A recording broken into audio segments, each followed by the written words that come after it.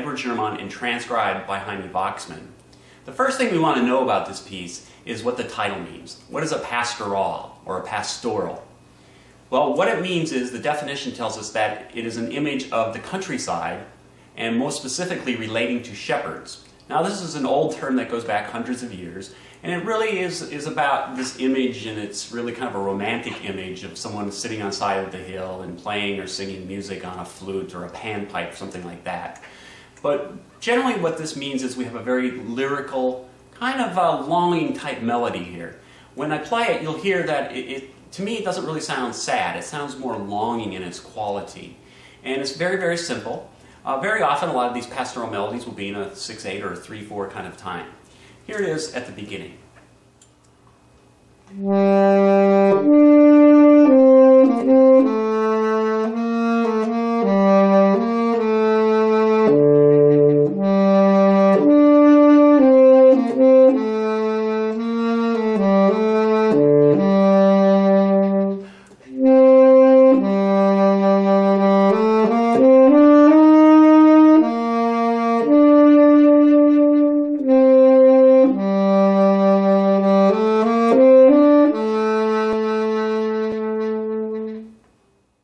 Before we go on and start learning the whole piece, it's a good idea to have an idea of the full scale of the movement.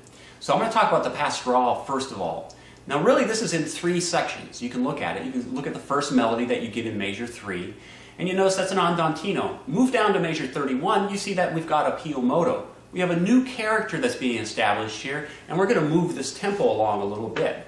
Now when you turn the page, you go back over to measure 67, you have an A, and then you can see here that this melody is the same as what was at the beginning. What we have is a 3-part form, and it goes A, B, A. So what this is telling us is that we're going to really create some excitement in that middle più moto section, but then we're going to relax and come down to our first opening section. But we also get a coda thereafter, and this occurs at B in about measure 87. And here we get an extension of what's going on. And this is the closing section. We get this small little ad-lib section, and it just takes us in a little bit different direction before we go on into the Bouree. Well, once we have the character established with our pastoral, we need to figure out how fast we're going to go. Well, we're given a couple indications. First of all, it's an andantino, and it's in 2. So we want to take this 6/8, not counting 6 beats in a measure, which is fairly regimental. We want to stretch this out to make it smooth. And the andantino tempo is usually considered to be a little bit faster than andante. The issue is how fast is andante? Well, if you ask a lot of people or look up some definitions, it'll say a nice, calm walking tempo. And so you can think about the pace of what you might walk casually. So you can go a little bit faster than that. The thing about it is the terms are a bit vague and they're subjective. So what you need to do is find a tempo that you feel is accurate and an accurate portrayal of the melodic line, and that's what you should use. Musically, here's a couple things that we need to consider. Really, the phrasing is very, very straightforward. The opening statement is 8 measures long. It goes 4 measures in a question kind of lifting phrase work, and then it gives us an answer and comes right back down to our key in A at measure 10. So we get a very nice 8-measure phrasing. The next thing to make sure that you practice and instill is vibrato. This absolutely requires vibrato, just like everything else really. But what this is going to have is a nice moving, not a fast spinning vibrato, but more of a relaxed. It's that pastoral scene. We're trying to keep it very easy and laid back. And so we want to get more of a triplet kind of vibrato.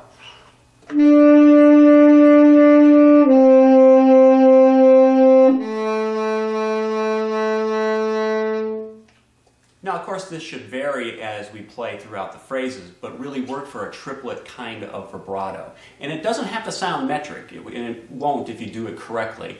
Even though that's our subdivision, you really want to work on it so it doesn't sound very heavy, metrically sounding. In this opening section of the pastoral, there aren't really a lot of technical things that you need to be worried about. If you're new to 6/8 and you haven't done a lot of it, make sure that you set your metronome on a triple subdivision so that you can get the dotted 8th, 16th rhythm to be fairly precise. You don't want to get going on that and be lagging or rushing ahead and making it sound like a grace note. So just make sure that you have a metronome handy, set your metronome to that triple subdivision. That's going to help you out quite a bit. The other thing you may want to experiment here with, and this happens in measure 5, is you have a place where we can use the side C fingering.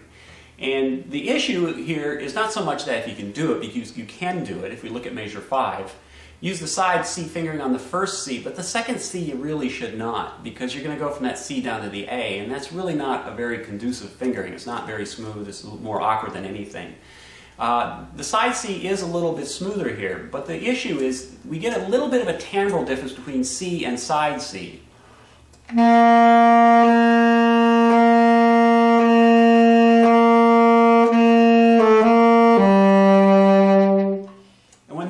To each other when we switch our fingerings, it sometimes can be detracting. So you have to make sure and check out your horn to make sure that it's either close enough or you're not going to be able to hear it. Now the thing about not using side C here is the smoothness quality. You're going to be tonguing on that first C, so it really doesn't, you're not going to make it a whole lot smoother by using the side C, so there's really no harm or loss in doing it or not doing it.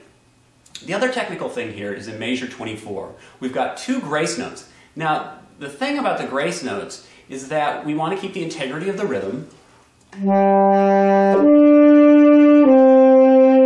So that cannot change. But what we want to do here is the grace notes need to be very genteel. You don't want to get after them and make them too aggressive. Here's the way it would be aggressive.